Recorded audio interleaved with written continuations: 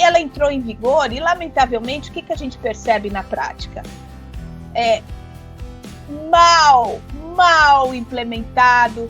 Tem colegas que acham que foi só trocar o PPRA pelo GRO-PGR. Isso aí é lamentável, demonstra incompetência, demonstra desatualização. Isso é extremamente lamentável. E entender também de que os riscos, a gente tem mais facilidade de enxergá-los no patamar operacional, mas eles estão também no tático e no estratégico. Esse trabalho foi bárbaro, foi assim um quebra de paradigmas de várias gerências, várias lideranças, inclusive de fazer exercício em papel mesmo, presidente da companhia fazendo exercício para poder entender, sabe, super legal, para poder entender o que é um perfil de risco, o que é apetite do risco, o que é nível de risco, então fazendo no papel.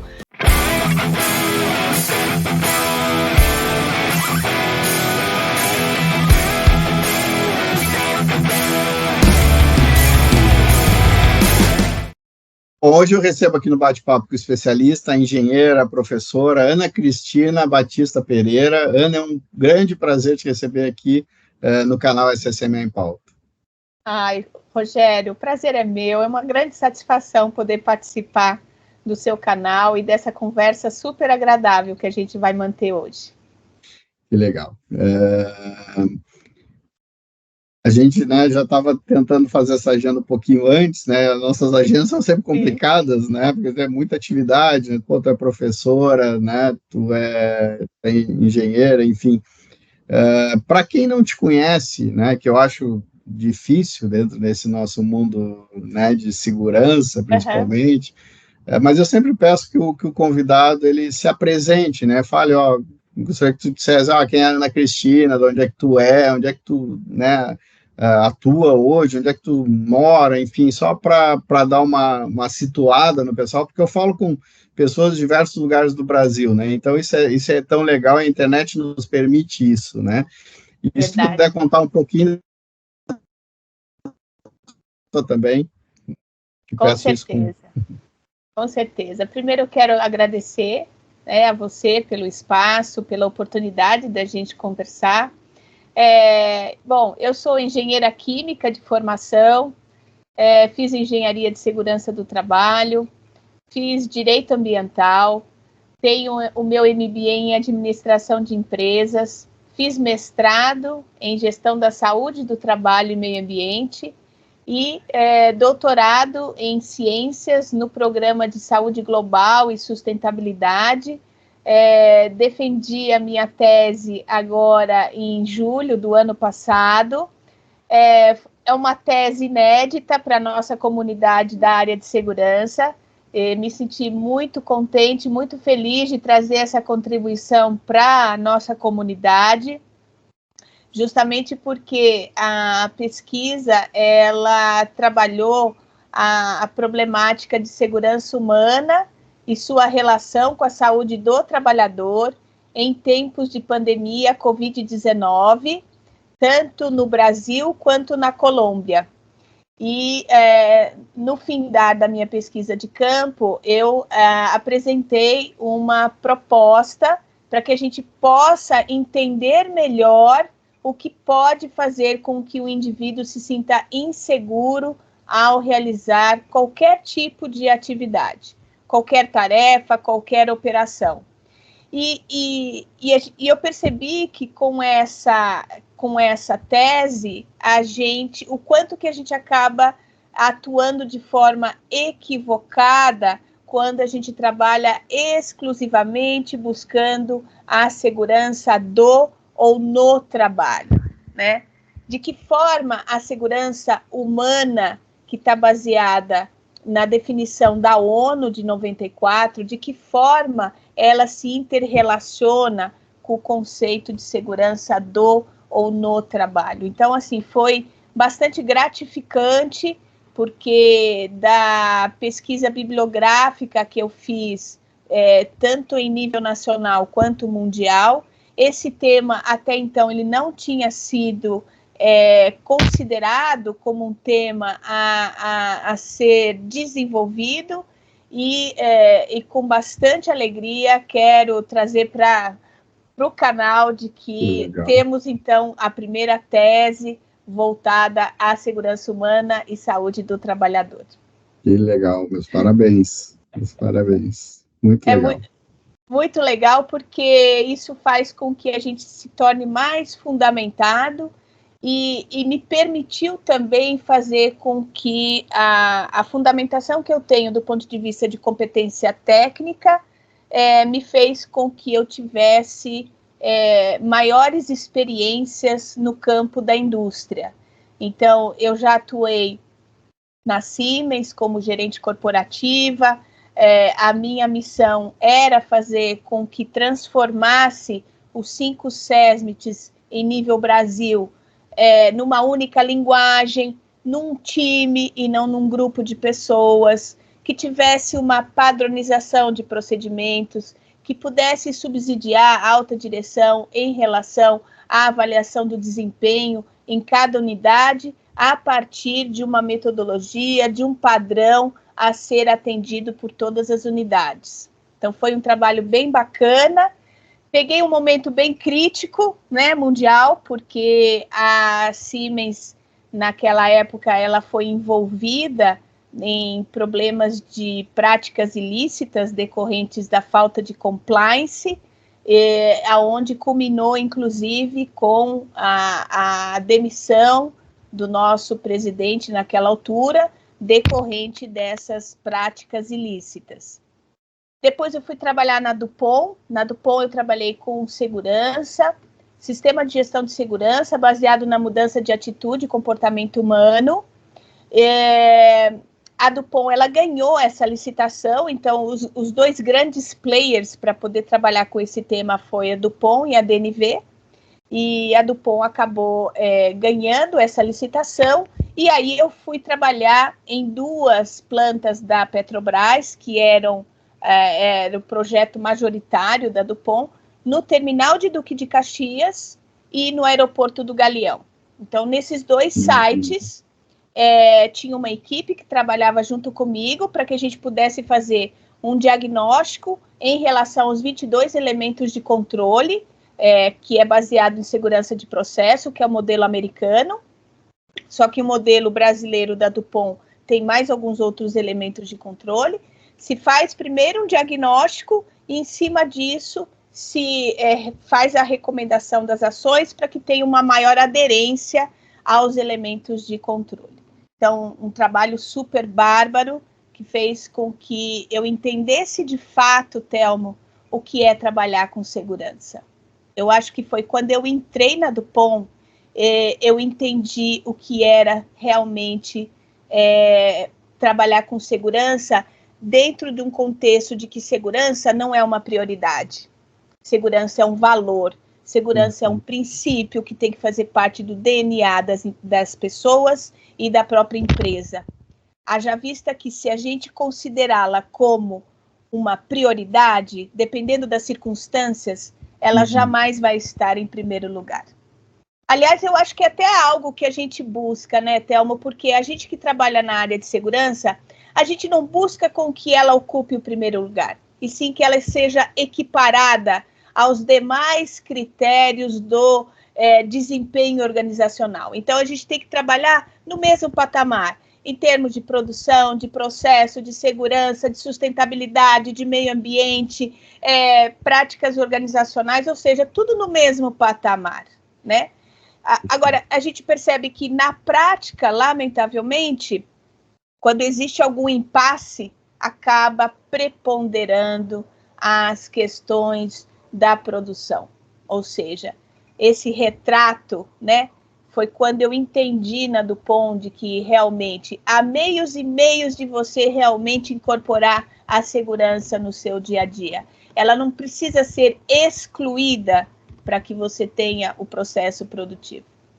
E da DuPont eu trabalhei na Pirelli também. A Pirelli foi um desafio super bárbaro, porque na Pirelli eu era responsável pela implantação do sistema de gestão ambiental nas unidades em nível América Latina. Então, eu ficava no headquarter em Santo André, né? E foi um trabalho super bárbaro. Por quê? Nasceu de que forma esse trabalho? A empresa, ela tinha no seu planejamento estratégico a necessidade, para não dizer obrigatoriedade, né, imposta por ela mesma, de que ela precisava ter uma planta, ao menos uma planta da Pirelli, que fosse certificada no modelo de sistema de gestão ambiental em aderência à ISO 14001. Porque ela sabia que tinha outros players do mesmo setor que estavam caminhando para alcançá-la. Então, seria importante para ela, em termos estratégicos, de que ela saísse, de que a primeira indústria pneumática a alcançar a certificação. E aí, eu fui contratada justamente para implantar esse modelo de sistema de gestão, que foi um desenho super bárbaro, porque começou pela fábrica de Santo André, onde foram divididas em áreas, e cada área, nossa, Thelma, foi super bárbaro. Cada área tinha um representante de cada área. E aí a gente formou o grupo dos agentes facilitadores que, em conjunto com a qualidade central, estaria implementando, colocando em prática o desenho do sistema de gestão, que naquela época ele estava associado ao Total Quality System. Não sei se você se recorda dessa sigla. Sim, lembro. Então, ele tinha que estar integrado ao TQS. E, assim, foi muito bacana, porque num período de um mês de diferença, a Pirelli conseguiu sair na frente em relação a uma das grandes concorrentes dela. Então, foi um trabalho também super bárbaro. A Ana não é só trabalho, né? A Ana é casada, a Ana tem 2 filhas, eu falo que são nossos diamantes, né? Inclusive, eu tenho a alegria de dizer que eu me casei com um gerente de produção da Pirelli. Assim, era uma pessoa que tinha muita resistência para implantar o padrão de sistema de gestão ambiental, e aí, num determinado momento, a gente percebeu e falou, puxa, tem alguma coisa aqui, né?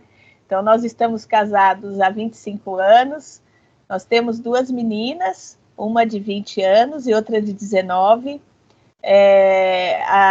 Uma já está fazendo engenharia mecatrônica, está no 2º ano, e a outra terminou agora o ensino médio e vai ingressar em pedagogia. Legal. É muito gostoso falar sobre esse tema de segurança e, assim, agradeço mais uma vez pela oportunidade de a gente conversar. Eu que agradeço. Bom, Ana, tua trajetória é incrível, né? Eu já te conhecia, né, de te acompanhar nas redes, a gente falou, né, bastante, né, antes sobre isso. A gente tem uma curiosidade que a gente trabalhou na Pirelli, né? Eu também trabalhei na Pirelli, né, em outro momento, né, mas numa planta comum, né, em Gravataí, né, onde tu também atuou na implantação do sistema. Né, a gente conhece vários profissionais daquela época, excelentes profissionais, né? Eu digo sempre que eu aprendi muito em gestão de sistemas na Pirelli, né? A Pirelli era muito forte nisso, né? E que legal ver tua trajetória lá na implementação do sistema de gestão ambiental. E, né, dentro da tua apresentação, a gente viu também que tu, né, sempre atuou em gestão de SSMA em grandes empresas. Né? E também, né, como professora, né, que é algo que tu gostas bastante, tu atua, eu também atuei, né, agora não estou atuando, mas sempre gostei também de dar aula. E teve um evento, e a gente vai falar aqui sobre gestão de riscos, né, teve um evento bem significativo, né, em janeiro de 2022, que foi a revisão né, a colocação, né, em vigência da nova norma NR1, da revisão da NR1. Qual a importância dessa revisão da norma para ti? Eu diria assim, de que até falando um pouco dessa questão das aulas, né? A Ana, desde quando começou a estudar a primeira engenharia, sempre entendi de que eu poderia fazer algo pelas próximas gerações. Então, sempre trabalhei em jornada dupla, indústria e acadêmico, porque muitas coisas que a gente trabalha no nosso dia a dia não está escrito no livro, e muitas vezes do que está escrito no livro a gente vai tentar reproduzir e, na verdade, acaba encontrando vários obstáculos. Então, isso sempre fez parte da minha vida, fazer com que eu levasse a informação para várias pessoas, para desmistificar um pouquinho o nosso dia a dia, né? Que tem pessoas que acham que é um dia a dia leve, mas ao contrário, é um dia a dia que faz com que realmente a gente tenha que ter muita perseverança, muita dedicação, né? Muito jogo de cintura, flexibilidade, poder de negociação, empatia.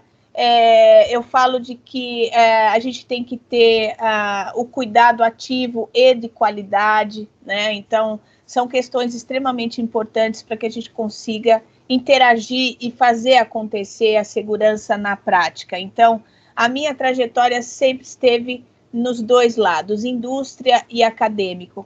E, frente a isso, eu trabalhei 20 anos na FAAP, em São Paulo, para os cursos de pós-graduação em gestão ambiental, em engenharia de segurança do trabalho e para os cursos de graduação.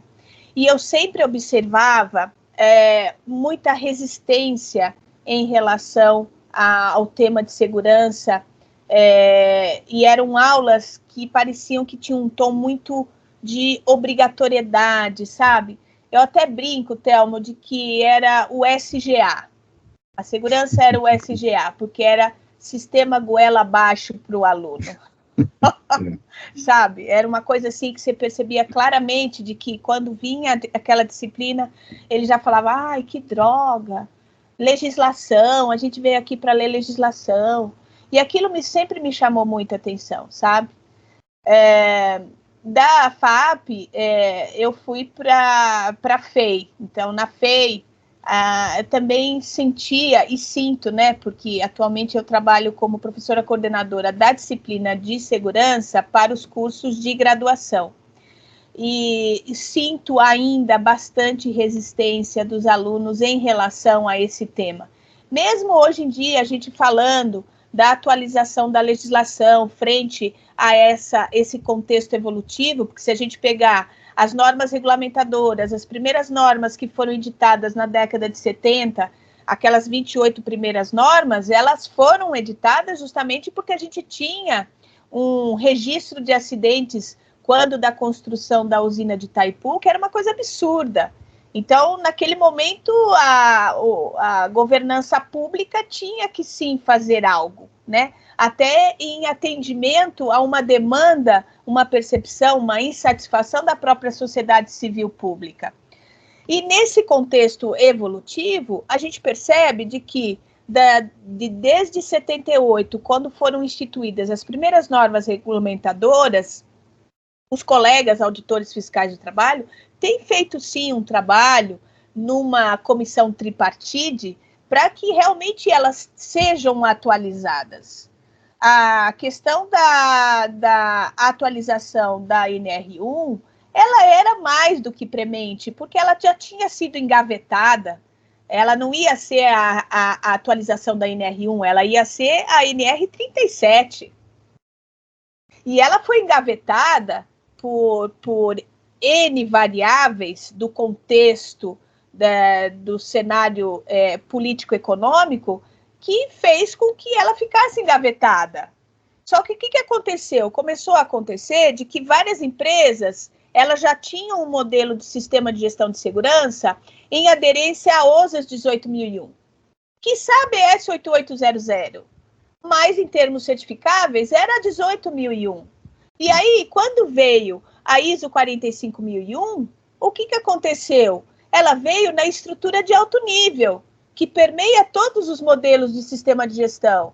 Então, o que aconteceu? De repente, os auditores fiscais, quando eles começaram a fazer as suas diligências, começaram a perceber de que, pera um pouquinho, as empresas estão realmente mais robustas e as nossas normas regulamentadoras, elas não refletem nenhum modelo de sistema de gestão. Foi quando veio, então, a primeira revisão da NR1. E aí deu-se, então, um tempo, né, de 1 ano para que ela entrasse em vigor. E ela entrou em vigor e, lamentavelmente, o que a gente percebe na prática? Mal implementado. Tem colegas que acham que foi só trocar o PPRA pelo GRO-PGR. Isso aí é lamentável. Demonstra incompetência, demonstra desatualização. Isso é extremamente lamentável. A ponto de que, por exemplo, quando você fala... você tem o conhecimento de qual a diferença que existe entre um perigo e um risco ocupacional? E ele te responde, não, tudo é risco. Ou seja, a revisão da NR1, até pela propositura da comissão tripartite, era mais do que necessária. Ela estava, inclusive, até ultrapassada por conta de estar engavetada. Mas o que a gente percebe é que, lamentavelmente, não houve a aceitação que deveria haver e, infelizmente, isso culminou com o quê? Com a segunda revisão que vai sair agora.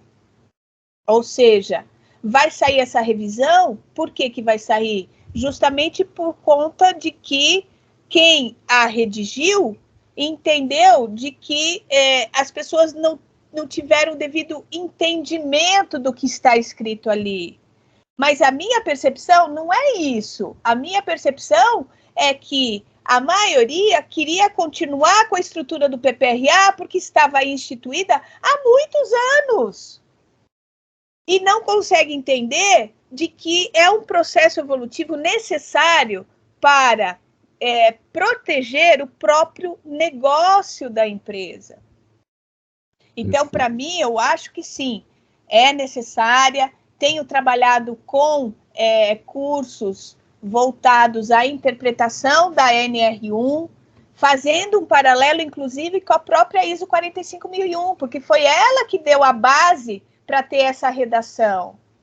E quando a gente pega, Telmo, a própria escritura da NR1, tem lá logo no final da redação da NR1, está lá escrito, empresas que têm um sistema de gestão, elas ficam 3 anos, a priori, sem passarem por algum tipo de fiscalização. Porque elas acabam não entrando no radar, né, da própria fiscalização e da própria Receita Federal, que a gente sabe hoje que tem, por conta do programa E-Social. Então, na minha visão, era extremamente importante, até para dar esse caráter de sistema de gestão que não tinha em nenhuma NR. Por mais que você fale assim, você tem a NR 35, que tem lá um sistema de gestão de proteção contra quedas, mas não é na estrutura de um sistema de gestão de segurança, aonde propriamente você identifica quais são os perigos associados a todas as atividades, para que você analise e avalie os riscos ocupacionais associados.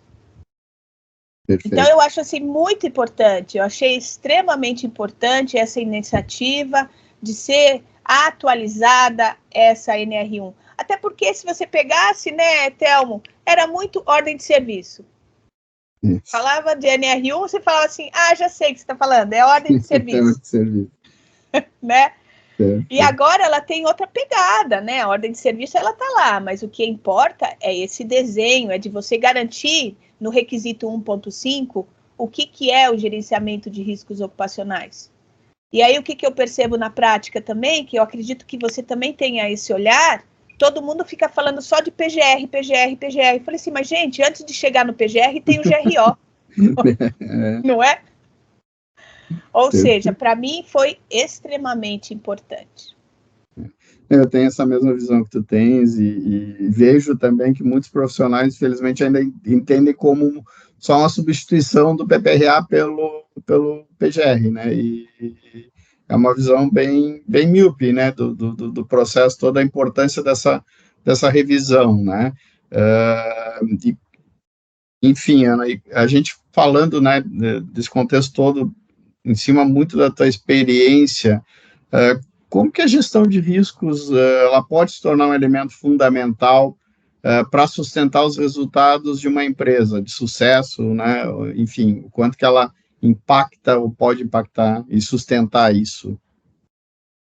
Eu vejo que a gestão de riscos corporativos, o desenho que é uma diretriz internacional, que é a ISO 31000, o desenho que ela preconiza é um desenho que faz com que a empresa crie e proteja valores. Então, eu acho que é um desenho bem bacana para a gente poder implementar. Mas antes a gente precisa entender de que gestão de riscos corporativos não é, por exemplo, um mapa de riscos, não é isso que a gente está falando, não é um programa de gerenciamento de riscos ocupacionais, não é isso que a gente está falando. Então, o primeiro passo é entender o que de fato é risco. Então, risco é uma incerteza que pode atingir os seus objetivos. E essa incerteza, ela pode aparecer tanto no contexto interno da empresa, quanto no contexto externo.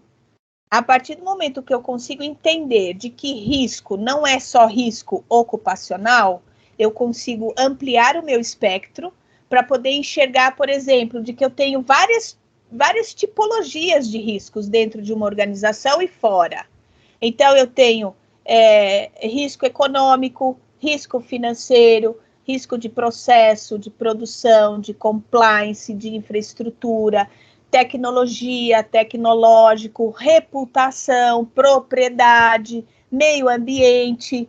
Então, veja a amplitude que nós temos em relação ao grau de incertezas que podem rodear o negócio de uma empresa e que muitas vezes os profissionais da área de safety só conseguem enxergar aqueles que são relacionados a riscos ocupacionais.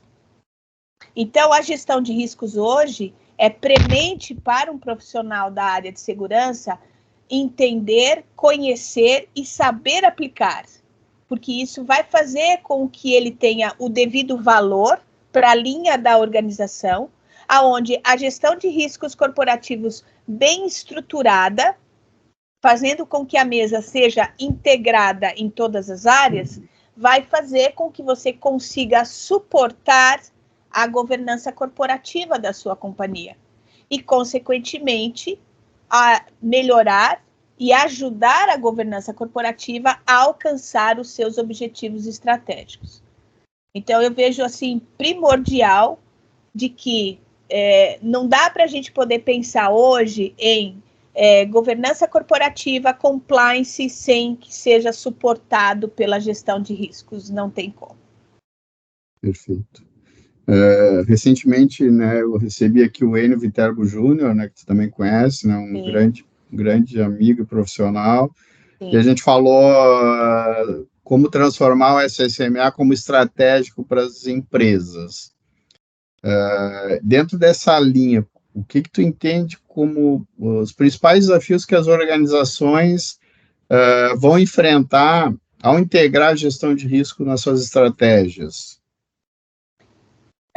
Primeiro eu diria que são as barreiras de conhecimento. Eu acho que esse é um dos principais desafios, de fazer com que, primeiro, entenda de que o papel do responsável pela área do SESMIT é muito maior do que só a caixinha do SESMIT. Segundo, fazer com que essas barreiras de entendimento do que é trabalhar com gestão de riscos corporativos, elas sejam completamente dissolvidas a partir do momento de que o engenheiro de segurança, ele consegue sair da sua caixinha para que ele tenha um trânsito em todas as outras áreas. Porque eu enxergo que trabalhar com processo de avaliação de riscos sejam riscos da área de segurança, ou riscos de processo, ou riscos de qualidade, quem tem essa expertise é o engenheiro de segurança do trabalho. E a barreira que ele acaba enfrentando é justamente o preconceito em relação à sua atribuição, às suas funções. Ao ponto de uma área interna dizer, poxa, mas você veio falar sobre metodologia de FEMEA, de RASOP, de WARIF, mas essas ferramentas, quem aplica é a área de qualidade, não é a área de meio ambiente, não é a área de segurança. Essas ferramentas são somente a área de projetos. Não, essas barreiras elas têm que ser dissolvidas. Mas a maioria dos profissionais da área de segurança preferem ficar no seu quadradinho, ao invés de realmente levarem a informação à frente para que tenha o real valor ao negócio da organização. Isso que eu enxergo hoje em relação aos desafios. E entender também de que os riscos, a gente tem mais facilidade de enxergá-los no patamar operacional, mas eles estão também no tático e no estratégico. Então, de que forma a gente vai conseguir ter um desenho organizacional para que você, como agente facilitador, já que você tem a expertise, fazer com que esse desenho faça com que você tenha o resultado dessa matriz de riscos corporativos. Então, eu vejo muito a questão de aceitação do seu papel em relação à própria organização. Perfeito. A gente falou também sobre, em vários momentos aqui, a gente fala sobre a necessidade dos nossos colegas né, profissionais de segurança, saúde, meio ambiente, enfim, buscarem também, né, sair da caixinha, né, tu falou isso agora, né, e aí tem diversas maneiras, né, e hoje, né, eu costumo dizer que hoje as desculpas para não buscar, né, entender sobre algum assunto, elas acabam caindo em função da facilidade que a gente tem de acesso à informação, né? Sim. Então, seja na internet, enfim, a gente tem muito conteúdo de qualidade, fácil de acessar. Claro que, como tudo, a gente tem que filtrar para ver o que é bom, o que serve, o que não serve. Sim. Mas, enfim, a gente, como profissional, né, da área, a gente tem que incentivar com que os outros colegas também eles busquem uma qualificação, até para subir nesses níveis, como tu falou, de tático estratégico, que são fundamentais para a nossa área, né?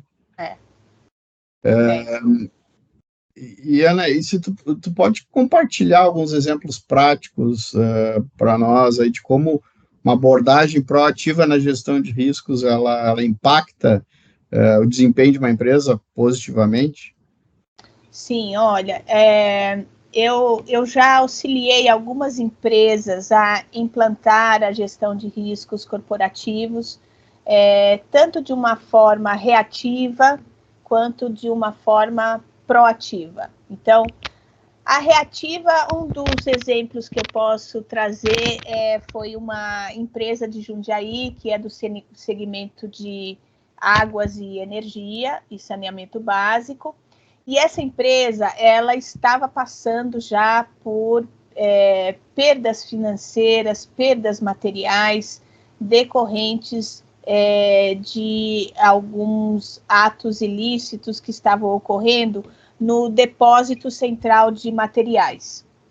E conjugado a isso, essa empresa, ela precisava implementar de fato o código de conduta e ética. E eles me chamaram, disseram, Ana, olha, você tem assim alguma metodologia que possa nos auxiliar? Eu falei assim, olha, pelo retrato, o que eu indico é justamente ter a implantação da gestão de riscos corporativos de acordo com a ISO 31000. E aí, então, fizemos da seguinte forma, né?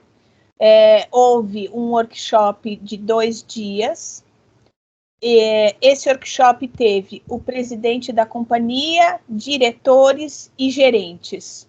Nesse workshop, como que a gente montou? Primeiro, conhecer e entender cada item da norma. E de que forma isso pudesse ser implementado na realidade do cliente. Então, o workshop ele já foi customizado para que tivesse uma linguagem apropriada para que pudesse facilitar o entendimento da aplicação dos itens da norma. Esse trabalho foi bárbaro, foi assim um quebra de paradigmas de várias gerências, várias lideranças, inclusive de fazer exercício em papel mesmo, presidente da companhia fazendo exercício para poder entender, sabe? Super legal, para poder entender o que é um perfil de risco, o que é apetite do risco, o que é nível de risco. Então, fazendo no papel, apresentando, sabendo lidar com dificuldades de conhecimento, né? Isso tudo foi feito com muito cuidado. E o resultado não poderia ter sido melhor, né? Eles conseguiram implementar de fato o procedimento, porque lá eles decidiram fazer um procedimento de gestão de riscos corporativos, que seria uma espinha dorsal, que ia fazer parte da lista mestre da documentação, aonde estaria interagindo com os demais procedimentos. Conseguiram colocar em prática esse procedimento, e até hoje eles trabalham para tomada de decisão, eles trabalham com o processo de gestão de risco devidamente estruturado, desde o treinamento que nós realizamos até hoje. Então, foi um trabalho super bárbaro, que me deixou super contente, porque isso reduziu drasticamente, né, os prejuízos que eles estavam tendo, conseguiram identificar riscos aos quais eles não tinham a menor ideia. Inclusive, por exemplo, em um dos cenários, por exemplo, como está na rota de avião, a possibilidade de queda de aeronaves, né, em um dos sites deles, que poderia colapsar o sistema de água e esgoto da própria cidade. Então, coisas que eles nem imaginavam que tinha que entrar. Então, é um trabalho super bárbaro, né, que você pensa fora da caixinha, né? Sim. Super legal, né? Ou seja, não é só aquela coisa do quadradinho nosso, mas o quanto que a gente pode expandir isso. E fez com que realmente eles tivessem um resultado de desempenho e uma satisfação em relação à comunidade local muito melhor. Então, esse foi um dos trabalhos. E o outro foi numa empresa, são dois destaques, mas já existiram vários, assim, mas acho que esses dois são bem legais, assim. O outro foi uma empresa que faz o abastecimento das barcaças, né, no Porto de Santos. Então, eles trabalhavam a questão de gestão de riscos muito focada na questão do risco operacional, e eles precisavam também ter um olhar maior em relação a essas possibilidades que poderiam acontecer, principalmente quando eles tinham que abastecer navios que vinham de outros países. Essa interface também com esses navios, além da questão, saindo da questão operacional, porque eles falavam que, Ana, a gente tem muito problema do mangote se desconectar, a gente tem muito problema disso, muito problema daquilo, então eu via uma fala muito no campo operacional, mas de que forma isso poderia ter um impacto maior em termos de visão do negócio, né? Então, aí eles começaram a enxergar de que mesmo tendo um derramamento pontual de combustível no mar, eles tinham lá todos os contentores para poder realmente fazer a mitigação do dano, mas eles começaram a perceber qual que era o impacto disso em relação ao negócio. Então, também foi um trabalho super bárbaro. Quando as pessoas começam a perceber os ganhos, né? E começa a olhar a amplitude, fala assim, puxa vida, eu pensei que segurança era só NR12, era só trabalho em altura, sabe? Perfeito. Então, eu trabalhei legal no Porto, né? Agora tu falou nisso, esse exemplo para mim veio muito à minha cabeça, né? Questão de um navio parado, atrasado num cais, né? O quanto que isso impacta no negócio, né? Porque isso é muito dinheiro envolvido, né? Fora a questão ambiental, né? Do próprio. Então, muitas vezes, né, realmente a gente vai para o operacional, a gente não consegue enxergar isso quanto que impacta no negócio, né? Então, bem legal esse teu exemplo, porque eu vivi isso, né? Então, inclusive com vazamento de óleo. Jura, Juro, Olha vivi só. isso na pele, e realmente é um impacto grande, né? Isso no meu começo de carreira, né? Sei. Comecei a trabalhar no Porto e realmente aconteceu uma situação dessas, que na época também a gente, né, eu sou sincero em dizer que eu via mais a questão operacional, mesmo que eu era ligado ao operacional. Mas a própria empresa, realmente, eu acho que não se tinha esse entendimento do quanto que impactaria na imagem do negócio, da empresa, a questão do custo de uma operação parada, né, interditada pelo órgão ambiental, né, nossa, muito legal. Me trouxe um insight muito antigo aqui que foi bem legal. Que bacana, né?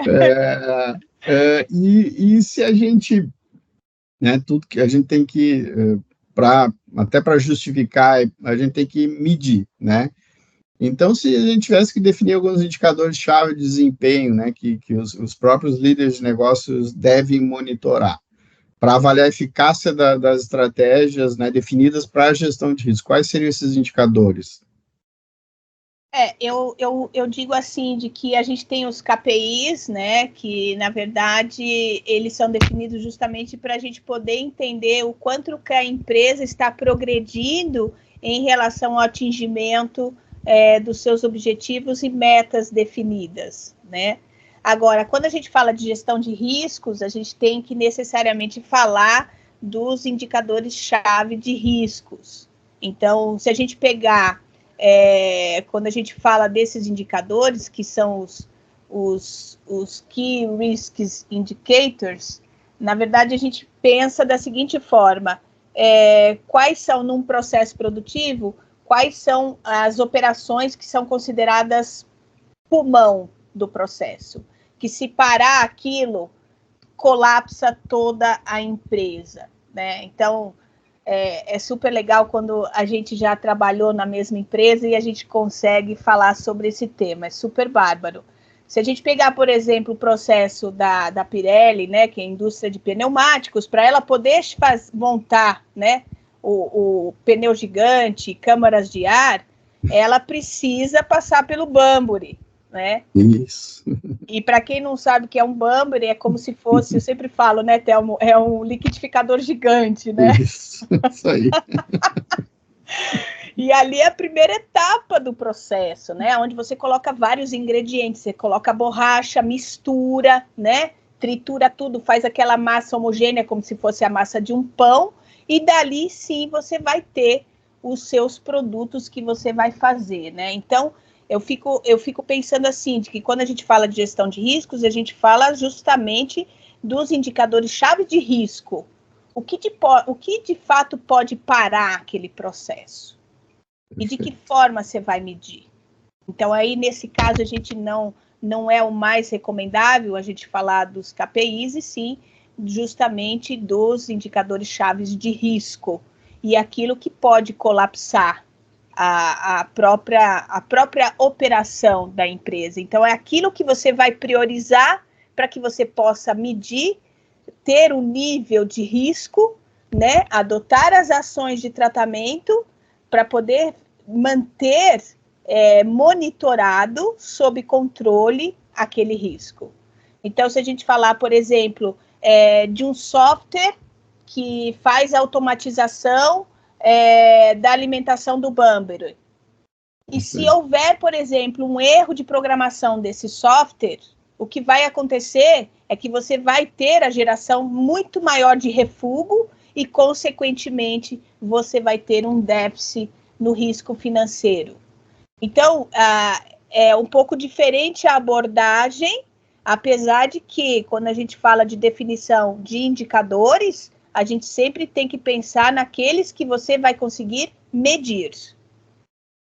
Porque senão, do contrário, você começa a fazer algo, definir vários, e é como dizia Peter Drucker, né? Na verdade, você não está fazendo nada. Então, existe essa diferença quando a gente trabalha de riscos, de realmente definir aqueles que são chave, para que realmente você consiga priorizá-los, de modo a que você não venha a colapsar o seu processo. Perfeito, perfeito. A gente já falou um pouquinho, né, mas a gente sempre fala na questão de carreira dos profissionais de CCMA, né, e na tua visão, agora tu trouxe né, nessa última fala, tu trouxe um ponto para mim que é extremamente estratégico quanto à nossa visão como profissionais, né, de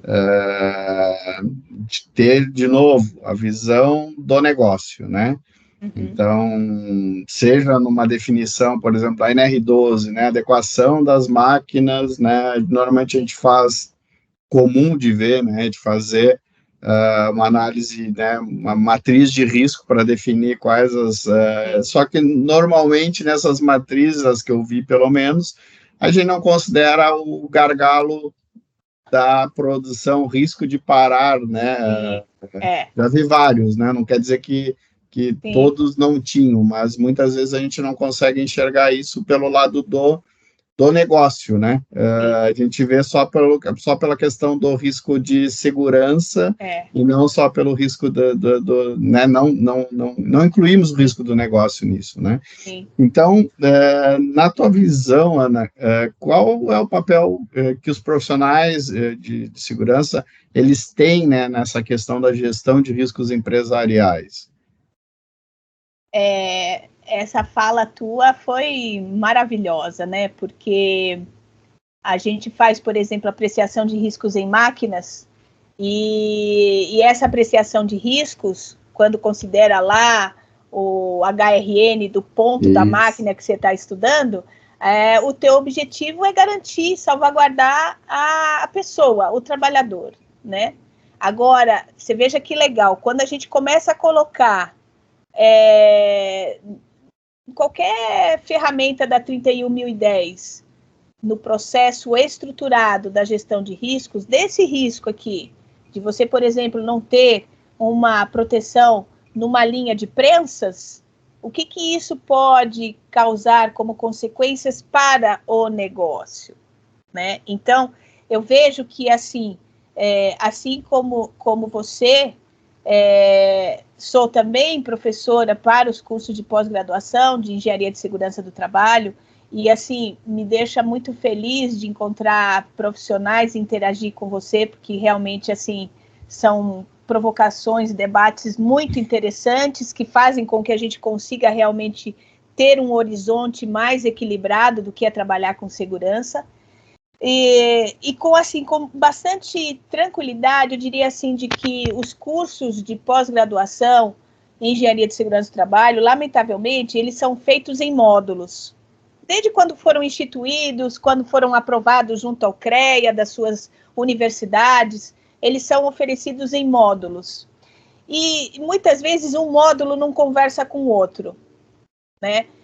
E, além disso, muitas vezes os módulos são desatualizados. Então, eu falo por mim mesma, né? Eu fui eleita patronesse, né? A gente fala que é patrono, mas quando é do gênero feminino é patronesse, né? Eu fui eleita patronesse de 3 turmas de pós-graduação, que me deixaram muito feliz, porque realmente é a consagração do nosso trabalho, né, Thelmo? Quando alguém faz isso conosco, né? E eu sempre disse para os alunos, que todos viraram meus colegas, amigos, enfim, eu sempre disse a eles, a gente tem que fazer diferente, porque se a gente busca resultados melhores e continua fazendo a mesma coisa, a gente não vai conseguir. E, olha, vou dizer para você que foi uma luta para eu poder colocar gestão de riscos corporativos como um adicional de conteúdo em uma das disciplinas.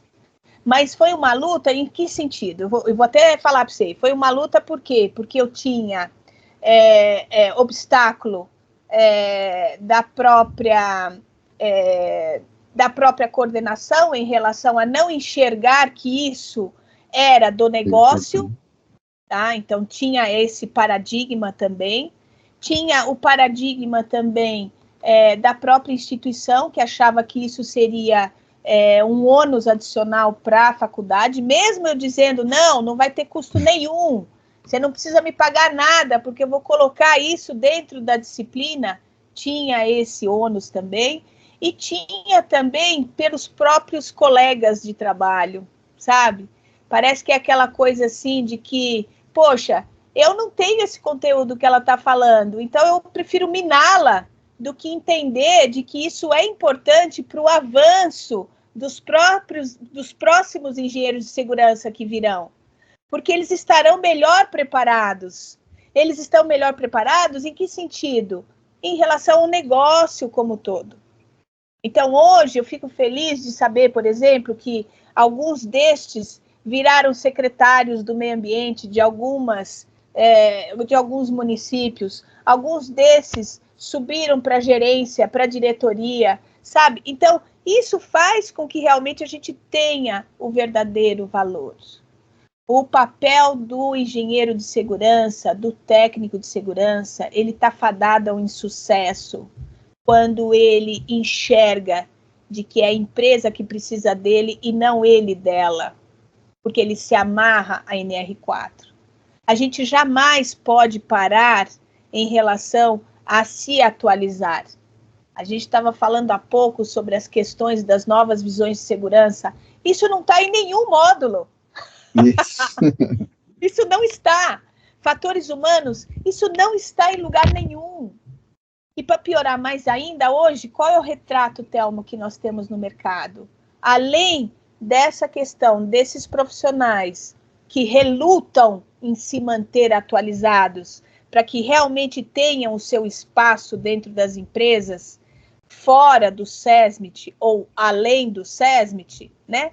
Porque eles reclamam que o pessoal da qualidade fica responsável pelo sistema de gestão de segurança, mas tampouco eles querem se esforçar para que eles sejam os responsáveis pelo sistema de gestão de segurança. E aí, associado a isso, o que acontece? É muito mais confortável, né? Se eu não vou interagir com o meu cliente interno, eu estou na minha zona de conforto. Então, eu vou ganhar meu salário, eu não vou incomodar com ninguém, eu não quero visibilidade, eu só quero fazer isso aqui. Ah, melhor ainda, eu quero incorporar as horas extras no meu salário, sabe? Porque eu tenho boleto para pagar. Mas o dia que alguém de cima falar para você, olha, a partir de agora você não vai fazer mais hora extra, você é a pior liderança que pode existir na face da Terra. Porque ele já incorporou no salário. Então, esse tipo de profissional, lamentavelmente, a gente enxerga na nossa área. E a gente não enxerga nas outras áreas.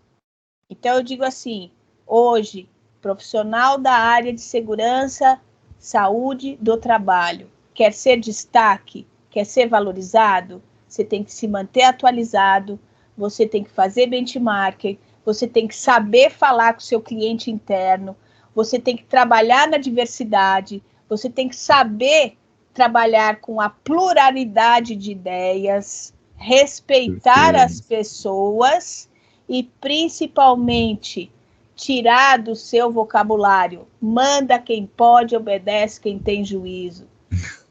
Parar com esse tipo de gestão retrógrada, que não leva a lugar nenhum, associado ao quê? Há processos produtivos que mandam desligar o sensor de segurança porque acha que a segurança atrapalha na produtividade daquela máquina. Então, a gente precisa realmente entender qual é o tipo de profissional que você quer ser. Ou você vai de um lado, ou você vai do outro. Mas não adianta você querer ser destaque se você também não forma conhecimento, experiência e, principalmente, a habilidade para que você possa interagir com as outras áreas. Mas também não adianta reclamar, né? Ah, eu queria ganhar 20, 30 mil reais. Tá bom, mas você quer fazer a mesma coisa ganhando tudo isso? né? E quando você aponta e dá feedbacks importantes do ponto de vista vocacional, para esse indivíduo entender de que ele está na zona de conforto e que ele precisa sair disso, você é a pior liderança que existe na face da Terra. Porque aí ele vai falar, nossa, ninguém nunca falou isso para mim. Nossa, estava até bom até agora, ninguém reclamava que eu estava fazendo hora extra, e agora você está reclamando? Né? Ou seja, temos um caminhar ali cultural, reativo, mas também, Thelmo, eu acho que depende de cada um. Acho que depende de cada um. Perfeito. Eu também concordo com isso. Acho que depende de cada um, né? Como a gente falou, hoje a desculpa de não ter acesso à informação, ela cai, né? Fácil, né? Todo mundo tem um celular, todo mundo tem acesso à internet, né? Então, verdade. E tem outras, né? Também as capacitações, né? Os treinamentos que às vezes a gente tem que investir, né? Tem que investir e faz parte né, do modelo de gestão de carreira que tu quer, né? Então, cada um tem essa possibilidade de escolher. Então, eu acho que a gente tem um caminho ainda longo para que as empresas nos enxerguem também como estratégicos, né? Verdade. E isso só vai mudar partindo da gente. Então, né, o Enio, nessa conversa que a gente teve, ele lembrou alguns casos, por exemplo, o pessoal de TI, né, no passado não atuava como business partner, né? Quando eles entenderam que isso, né, era fundamental para o negócio da empresa, eles se tornaram extremamente estratégicos, né? Então, hoje tem diretor de TI, né? O próprio RH também, um tempo atrás, também mudou isso e criou lá as business partners, né? Que é um nome, segundo, né, o nome chique, né? Mas é parceiro de negócio, então tem que estar entendendo o negócio, né? Se a gente for um problema para o negócio, a gente nunca vai ser estratégico, porque nunca vamos dar espaço para a gente falar, né? Então, Ana, foi um prazer enorme aqui fazer esse bate-papo contigo, né? A gente podia ficar horas e horas aqui conversando, né? Porque foi um bate-papo muito, muito leve, muito legal, né? A gente compartilha de muitas ideias que é bem legal. Então, tenho certeza que esse vídeo aqui vai, né? Desde que as pessoas procurem, né? Vai contribuir para o aprendizado de todos, né? Então, foi um grande prazer te receber aqui no canal SSM, Paulo. Eu que agradeço. Nossa, assim, uma conversa agradável, uma conversa que flui, uma conversa que faz com que a gente entenda que a gente está no caminho certo. Tem desafios, né? Até por conta do próprio mercado, que ainda desenha o profissional da área de segurança estritamente para essa área. Então, tem sim os dois lados, tanto do profissional quanto das empresas, mas eu acho que cabe a nós persistir e fazer com que a gente continue levando informações que são de um mercado globalizado, um mercado que, de fato, ele não retrocede. A gente tem aí um panorama da inteligência artificial, a gente tem a problemática de automatização, robotização de processos produtivos, são temas da vida contemporânea que fazem com que realmente a gente continue avançando. Então, assim, muitíssimo obrigada pela oportunidade, foi muito gostosa a conversa que a gente teve, a gente tem muitas afinidades da nossa trajetória profissional, que isso faz com que a gente consiga passar para as pessoas que vão nos escutar coisas diferentes, né, que saem da caixinha, e de que forma a gente pode estar contribuindo com essas pessoas e para as próximas gerações. Muitíssimo obrigada. E aí, gostaram desse vídeo? Então se inscreva lá no nosso canal e ative o sininho para receber as notificações dos próximos vídeos. Muito obrigado e até uma próxima.